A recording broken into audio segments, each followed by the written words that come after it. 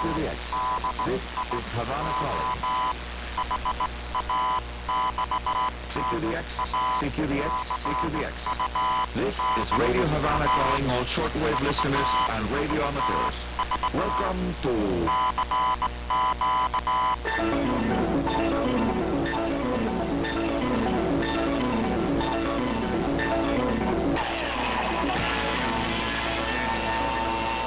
DXers Unlimited, Radio Havana's weekly feature dedicated to the fascinating world of radio communications. Hola amigos radioaficionados and shortwave listeners all around the world. I'm your host here, Arnaldo Anicoro, Radio Amateur 02KK, ready to bring you item 1 of this show. Listen, who will be the first to make a contact using the lightning scatter mode on 50 megahertz on the 600 band?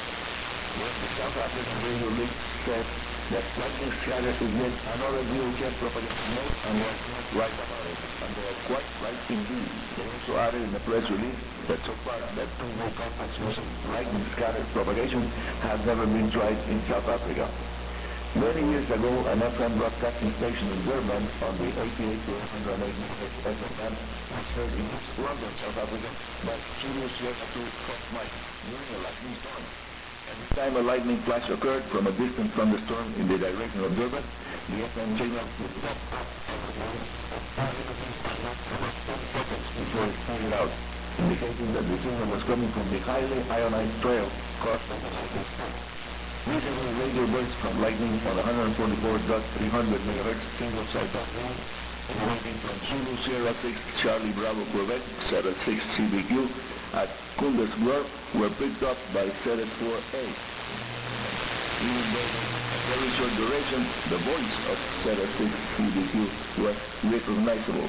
This suggests that brief two-way contacts on the 50 MHz should be possible on single sideband or FM, or better perhaps yet using one of the highly efficient digital modes during a thunderstorm. The late afternoon thunderstorms normally experienced in the summer months around Johannesburg, South Africa, could be a wonderful testing ground for a lightning project. Of course, only distant stations surrounding Johannesburg area will be able to participate, as all antennas will be grounded in the area where the storm is affecting it. The information provided by the South African Radio Link advises to amateurs. If you are in Pretoria, then being at the storm in Johannesburg area and give a brief call during a lightning flash, while only listening during the next flash. You can see the lightning flash and call when you hear the static burst on receive mode. In theory, it should be possible to make contact as far out as the signal distance time. Yes, amigos, this propagation mode, lightning flash mode, is perfectly usable. As soon as the number of free electrons per cubic centimeter passes the critical value, the path of the lightning mode will provide a short-lived area that will refract signal with some energy reaching to the ground at a certain distance. Using the lightning scatter mode will require coordination between stations and maybe using a long-wave receiver to pick up the noise bursts, the static that are generated by the lightning bolts.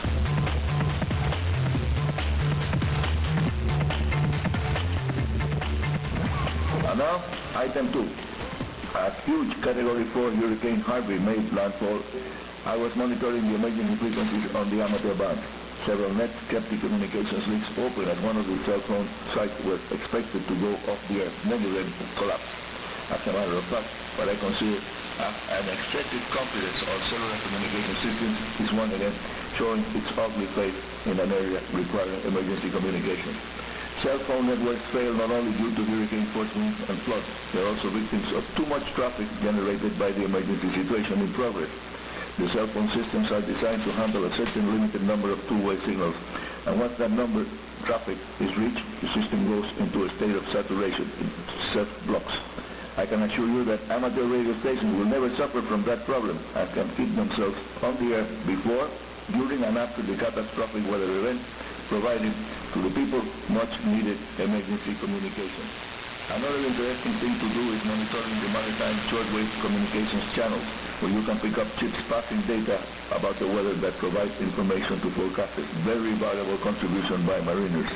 Last but not least, if you copy an emergency call, please take written notes of the data provided by the station that is making the emergency call. And do remember that during exceptional circumstances, amateur radio stations are allowed to communicate to contact stations of other communication services in order to provide much needed emergency assistance. Now, item 3, more about emergency communications, a very important topic these days. I strongly recommend that you keep an emergency wire antenna ready to be deployed when needed. My favorite emergency antenna is a simple inverted L that has the vertical part extending up to 10 meters and the horizontal part extending to at least another 10 meters. The antenna also uses a 12 meters long counterpoise that is connected to the ground of the antenna connector. Using a simple, easy-to-put-up pole that extends to at least 7 meters high, you can install the inverted L in just a couple of minutes. Using a simple Pi network antenna tuning, my emergency inverted L antenna can be made to load properly on the 80, 60, 40, 30, and 20 meter band where emergency traffic is usually handled. The horizontal portion can be broken down into a shorter map, and it will work. My tests show that this inverted L is a very flexible system, easy to set up and a sharply tuned half-wave dipole for a single band, single frequency, or the more complex and not very good at all having to deal with strong winds, the classic broadband TTFD or tilted terminated folded dipole. Whenever an emergency situation is in progress, the extremely valuable support provided by amateur radio operators has become an essential element in any well-designed emergency communications handling network. Hurricane Harvey, making landfall on the Texas coastline while reported as a Class 4 storm, 120 miles per hour sustained wind, is once again an example of why the amateur radio service is so important to deal with a really catastrophic weather event as a Category 4 tropical hurricane. We had one Category 4.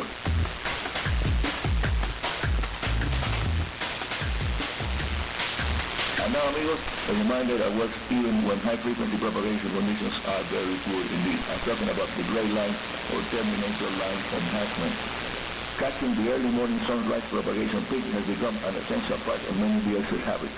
I wake up early for my early morning Radio Progreso Cuban National Network morning show, my science segment, Science and Technology Feature, and just before going to go on the air live, I do check the propagation conditions on the shortwave frequencies. And I do have friends that set the alarm clock still earlier than mine, to around 4 o'clock in the morning, maybe half hour later, just to be awake by the time the very interesting and rewarding gray line propagation conditions are available. This event happens independently of the solar activity, and it provides a unique window to pick up the X. And yes, give it a try. I recommend you give it a try to the early morning sunrise DX window, and then send me an email to info@inet.cu with your new DX login during the very late evening or early morning hunting for far away DX stations.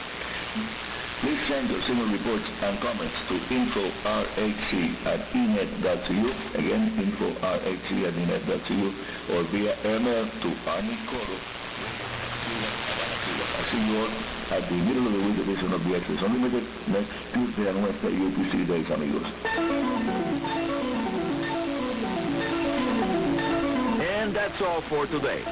This is Arnie Coro, Radio Amateur CO2KK, your host here at Radio Havana's DXS Unlimited, saying 73 and very good DX.